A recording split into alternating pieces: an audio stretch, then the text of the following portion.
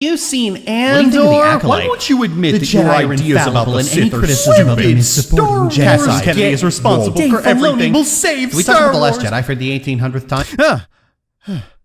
Oh. Wow, that was a weird dream. For a second there, I thought I was in a world where one franchise was to blame for the actions of the entire entertainment industry.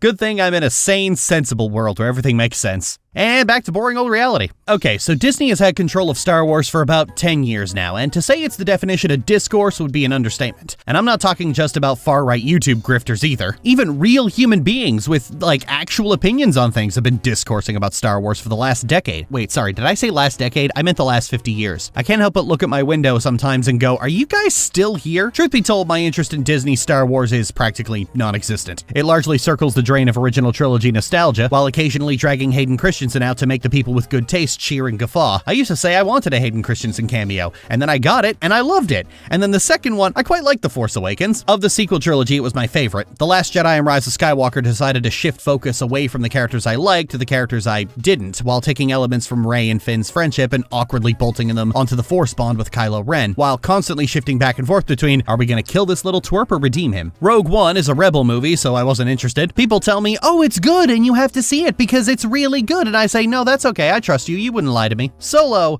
Well, nobody watched Solo. Solo bombed horribly. And after that, Star Wars has kept itself to books and streaming miniseries. There was The Mandalorian and The Book of Boba Fett, both continuing Dave Filoni's obsession with shoving Mandalorians into everything like he does. There was Obi-Wan, which I actually quite liked. Is it perfect? No, there's no such thing as perfect Star Wars, unless you count The Old Republic. But I expected naked fan service, and what I got was that, but also one of the most genuinely emotionally gripping characters of the new canon. So yes, Disney, I like this one. Then they threw out Ahsoka, which continues Ahsoka's long-running trend of being dragged into the modern canon by a creator who straight up refuses to let her story end, and then what does she do? Angst about being a Jedi. Hey, remember when Ahsoka first appeared and she was forcibly assigned as Anakin's Padawan because the council wanted him to experience a fraction of the grief he gave them? Good times. Then came The Acolyte, which I was actually quite interested about for a while because Acolyte is a Sith term, and so a series fundamentally about a Sith as the main character sounded really cool. But what we got was a samurai movie about the Jedi sniffing out someone who practices the dark side. And it's not like it's bad. I mean, it's fine. Like most Star Wars things, it's just fine. But my rule for Disney Star Wars is that I'm not coming back to it until they put the nuance back into the dark side after stripping it away when they decanonized Legends. Which means it's fine, but it's not what I want, so no thank you. Since then, I've been staying in Legends with the Old Republic trilogy and the occasional foray into the Fallen Order games. And that's not to call it bad. Most of Disney Star Wars is, like I said, it's just fine. But it's perfectly fine about subjects about Star Wars that I find uninteresting, and therefore I don't care how good they are. Fallen Order is what hits me the hardest here. The story and characters are interesting, but in making a game where your primary method of gameplay is doing lightsaber combat, they decided to emulate Dark Souls of all things. Now, those of you familiar with Star Wars and action games could probably already tell me what game series a Star Wars action game should emulate.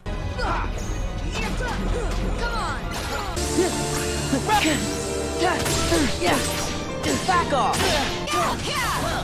Take that! Thunder! No way!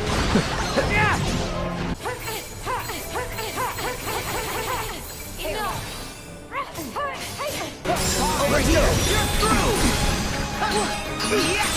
Back off! I mean, this wasn't even a question. They'd already done this before. They already knew how to do this. Why the fuck is a Jedi waddling around like he's got bricks strapped to his dick? But hey, a lot of people like this one. Evidently, Dark Souls with lightsabers is a winning combo, so what the hell do I know? But that's been my experience. They aren't making things in Star Wars for me anymore, so I'm sticking with the things that were for me. Well, hang on, Lil. If that's the case, why do you think Star Wars is fine? Well, first of all, I am eternally picky about media I consume, so me liking something isn't really a prerequisite to it being good, or even fine. There's a lot of media out there that I don't like, and people ask me, what's wrong with it? And I can only say, nothing really. See, the thing about Star Wars is that it's always been a massive mainstream multimedia monopoly. It's so big that it's always done a little bit of everything. It's just that a lot of people didn't really know that because pre-Disney, Star Wars existed everywhere but film and TV. You had the 6 movies and then eventually Clone Wars, and that was about it. Behind that curtain, however, Star Wars had an ocean of books, comics, and video games that kept telling a lot of really diverse and interesting stories. Hell, just look looking at the video games alone, it's like, here are some 8-bit platformers. Okay, this one's exclusive to Japan and Darth Vader is actually a scorpion. Now we're 16-bit action games. Now we're a 3D pseudo-isometric action. I think we actually invented this genre. Now we're a kart racer. Now we're whatever this is, a kind of action game crossed with a 3D point-and-click adventure game. Okay, now we're an engineering simulator for children where you can make horrible abominations. Okay, now we're a fighting game where everyone is learning secret anti-Jedi kung fu. Okay, now we're an MMO, but like a pre-World of Warcraft MMO that's weirdly arcane and difficult and you have to build the city yourself and there's like no plot. Okay, now we're a city builder, but the city builds itself while you have to create a balanced ecosystem that doesn't kill itself. Now we're just a full-on lightsaber combat game where you get to flip and jump around like Anakin on ketamine. Okay, now we're a deep and character-focused RPG from one of the best developers in the industry. Okay, sequel to that, but we're going to completely turn Star Wars' entire concept of ethics and morality on its head and make the franchise light side good, dark side evil dichotomy feel hollow and unsatisfying for the rest of your life. Now we're Devil May Cry. Okay, now what if we introduce the concept of actually satisfying character-based storytelling to the MMO genre and cause the two biggest MMOs to trip over themselves to do the same thing? Okay, now we're Sim Tower on the Death Star. Okay, now we're a Kinect game where you defeat the Emperor by having a dance-off with Darth Vader. Okay, are you making some of those up? Nope, they're all real. Probably worth the Google. The books are even more extreme, spanning the gulf of kitsch 70s style science fiction to retellings of films from the exclusive POV of a single character to an episodic set of adventures of Qui-Gon and Obi-Wan. Hey, do you remember Qui-Gon's evil apprentice Xanatos? Who, like, turned to the dark side and burned his cheek with a ring like a little emo bitch and became Space Jeff Bezos and killed himself by jumping in acid? Do you remember Xanatos? To midquels inside the films, to entire multi-book sagas that could have been entire film trilogies on their own, to an entire book where you learn that the business on Cato Nemoidia was Obi-Wan getting high on airborne fungus, to an entire story about Force-immune super aliens whose weapons are snakes, to spending 30 years of books with Jason and Jaina and coming to love them so much, only for Jason to turn to the dark side and having to watch Jaina kill him. You want to talk playing the long game? Fucking hell, guys. That's just kind of what Star Wars was. There was always something for everyone, no matter what you liked. And it was the only franchise that could ever really do that. That's why for so long, people always thought you could slap Star Wars onto anything and it would sell, because Star Wars was literally everything. But Lily, that diversity isn't there anymore. It's all quippy action flicks and Game of Thrones style soap operas and slow plotting AAA action adventure games. You are right. Star Wars has lost its diversity of storytelling over the years. Even when they were still making films, Disney Star Wars films were more concerned with discussing the legacy of Star Wars as a concept. You know, like that same trap Superman gets locked into. But the thing you're missing is that's not a Star Wars problem or even a Disney problem. That's just what the entertainment industry is now. It's what films, TV, and games have slowly metastasized into over the last 15 years. You can't look at Star Wars as a unique entity in a world where the streaming ghetto has homogenized genres down to the safest bingeable kind of soap opera. And don't even get me started on the gaming side of it. This kind of plodding, slow, boring approach to gameplay is what action games just are now after From Software ruined action games forever and shunted the real action games they would have been better off emulating into the spectacle fighter bubble. Big studio games are required to be these big graphics powerhouses and absolutely massive in scope, and so a lot of niche genres get killed entirely or end up watered down into universally appealing soup. You want to talk what happened to Star Wars? It's the same thing that happened to Fallout and Baldur's Gate. This isn't just my opinion. People have caught on in recent years that the 2010s push for streaming ended up killing a lot of interesting movies and series, but nobody really knows why, and the reason why was the business model had changed. There's a clip people pass around a lot of Matt Damon explaining that the loss of the DVD made a lot of non-blockbuster films a bigger risk because they had lost an entire revenue stream that they had previously been able to rely on. And that killed entire swaths of films that straight up couldn't cover their expenses anymore between the budget, marketing, and splitting with movie theaters. My favorite films are all from this era. Hell, my favorite film of all time, and the reason I keep banging the drum of low-stakes storytelling, is John Q. It's a film about a man whose son needs a life-threatening heart transplant, and after getting dicked around by the American healthcare system, straight up takes a hospital hostage at gunpoint to get his son the surgery he needs. It's an absolutely amazing thriller that touches on an issue that was relevant in 2002 and is even more relevant today. I am not gonna bury my son! My son is gonna bury me!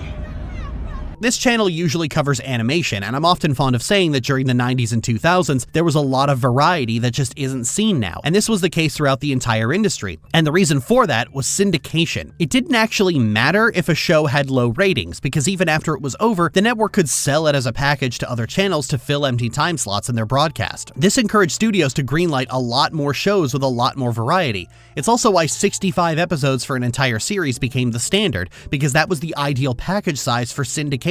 Friends went off the air in 2004 and has been the punching bag of Twitter users for almost as long, yet it still makes $1 billion annually because of syndication on network TV.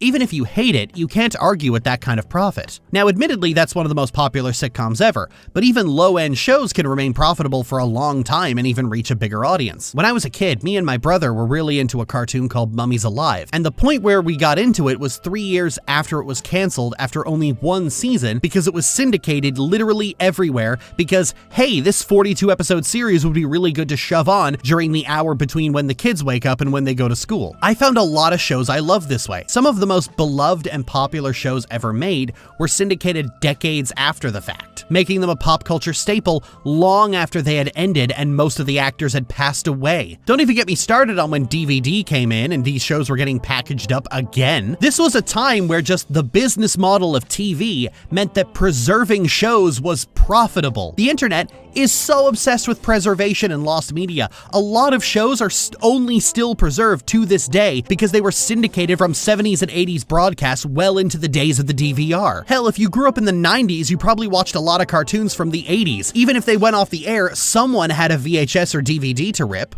But while syndication is still around today, the advent of Netflix binge watching and hyper-serialization means it's not as reliably bankable. Syndication works best for episodic shows that can be watched out of order, which means most soap operas couldn't be syndicated, and the current trend of making shows shorter to be easier to binge means they don't make for ideal syndication packages anyway. Couple all of this with the fact that a lot of these shows are trying really hard to emulate the look and feel of cinema, and you have shows with large budgets needing to fit into a subscription model, which are therefore shorter and more homogenous than ever for mass appeal. It's the problem we discussed regarding video games. The industry has pushed towards a more lavish style of production, but the studios involved are penny pinching like crazy. See, even if you didn't like it, the advantage of having a ratings powerhouse like Friends constantly earning $1 billion every year was that the studio and network could eat a loss, and they had a 24-hour schedule to fill anyway, and making a less popular show to fill a time slot and get some money was better than getting no money for dead air. Broadcast television was kind of a use it or lose it situation, but in the era of streaming, it's better business sense to make fewer shows that push subscriptions for a month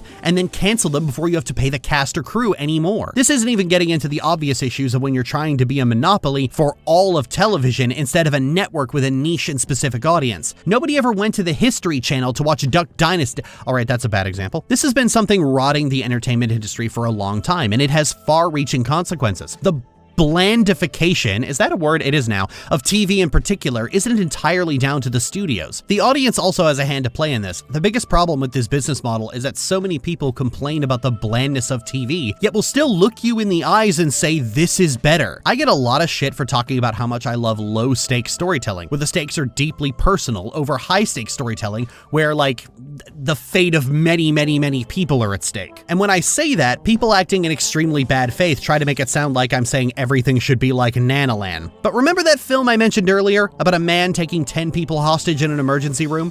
What are the stakes in that film? You're not hearing me, Frank. My son is sick. That's it. There's nothing else.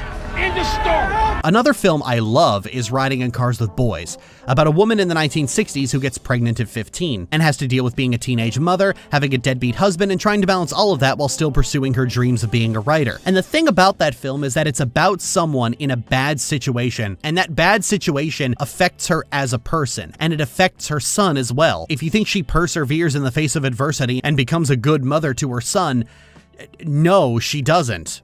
I'm what went wrong in your life. I'm what you struggled to survive. You have to know that you wrote a book about it. I'm just incredibly screwed up. Just so real clear about this, I blame you. When does this job ever end? You call it a job. What do you think it is, a calling? She's a difficult character to like, but I do still like her. This is the last film Penny Marshall ever made, stating that she was done with filmmaking because her movies were about heart, but the industry didn't want to make those kind of films anymore. This is what I mean when I say low-stakes storytelling. And I have seen people sneer at me for this. People who scream at me that I need to watch adult media. Yeah, bitch, I fucking do.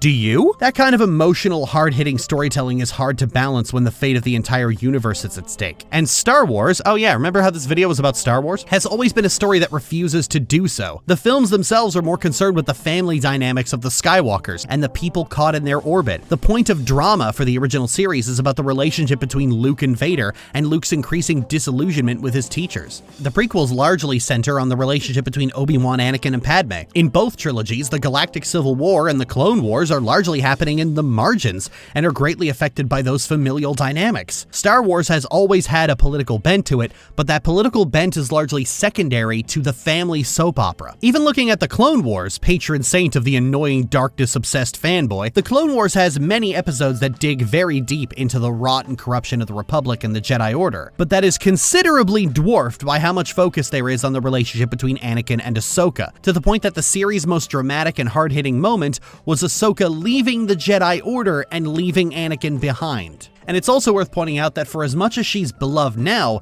Ahsoka was vehemently hated for quite a while because she was a girl with a mouth on her. And Ahsoka only became so adored once The Force Unleashed came out and all of those guys got distracted and left the children alone to enjoy their fun cartoon. And speaking of that cartoon, though there wasn't a precedent set for Star Wars on TV before Disney bought it out, The Clone Wars was also a 7-season-long episodic series. With the exception of the final season, it straight up was not a serialized show. Every episode was its own self-contained story. Pause for effect. Only one Star Wars show post-Disney is that kind of episodic story, and it's the one everyone likes. All of the shows people take issue with, and I'm talking critically, not the right-wing grifters, don't have that advantage. They're all film-length stories ballooned up to 6 hours, and with all the pacing issues therein. I do love a few of these shows, but I don't love them completely uncritically, and the first thing I would point out as a problem is the pacing issues inherent to serialized TV. But this is another thing that the industry has doubled down on, and the audience straight up refuses to acknowledge it as a problem, despite constantly complaining about the end result of that. When you make stories trying to be these long serialized plots about the very identity of the Force itself on a metaphysical level, you sacrifice a lot of things that makes TV worth watching in the first place. You lose characters,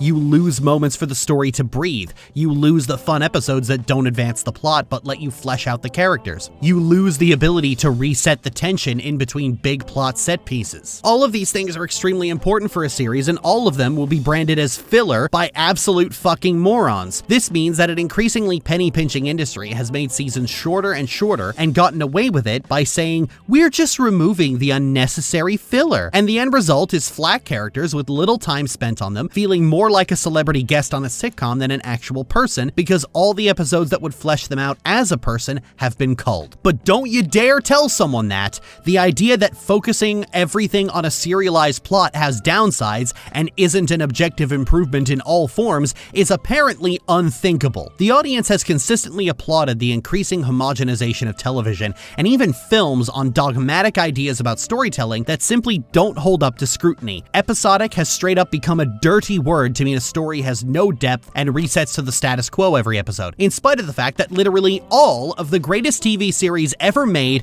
were in fact episodic, and most of them were multi-camera sitcoms. The other thing that the discourse absolutely loathes with a passion. Oh wow, All in the Family, that's a really interesting and profound look at the concept of a drag queen at a time where Rocky Horror was a cult classic about drag queens being perverts, but ooh, you know, I heard a laugh track, so you clearly have no depth. None of these ideas have ever held up to scrutiny, and yet they persist because, well, a lot of people like Game of Thrones, so let's make every show like that, which is the same fallacy that saw multiple people try to make their own answer to the MCU, or saw multiple people try to get in on World of Warcraft's, at the time, massive MMO success and fail horribly. And now streaming was supposedly leading to a massive glut of cable cutting because it was the future! And the end result was TV getting worse, your favorite shows moving to exclusive services that all wanted their own personal cut of that, and any show that does look interesting dying after the first season because the studio has your sub fee and there's more hype in announcing a new series than renewing an old one. And I was pointing all this out 10 years ago when people were championing streaming as the piracy killer and the broadcast network killer, and I was routinely sneered at over it. Well, now we're deep in the streaming ghetto and everyone's realizing, hey, this tech bro libertarian bullshit project might just be a tech bro libertarian bullshit project. Multiple sectors of the entertainment industry have increasingly pursued attempts to make bigger projects with broad mass appeal, which has led to many genres of films, TV shows, video games, and even entire books straight up vanishing as industry homogenization continues to whittle away at art until there's nothing left. And yeah, for that kind of destructive environment, Star Wars is doing just fine. If you're unsatisfied with the franchise, you're actually unsatisfied with the entire industry. And there isn't going to be any fixing it until we all realize that the reason everything is so bland and just fine is because of the many, many, many things we were all pretending were nothing but net positives overall. Star Wars is an effigy of the industry. It's fine, but when it was good specifically because it was always doing different things. Maybe you didn't like the multiple entries giving nuance to the dark side of the Force, but there was something for you over there, away from me, and that's the case everywhere. There was never going to be a single rule set for making good art, in spite of the fact that people often pretend that is the case, because good art is diverse. There is no such thing as peak fiction.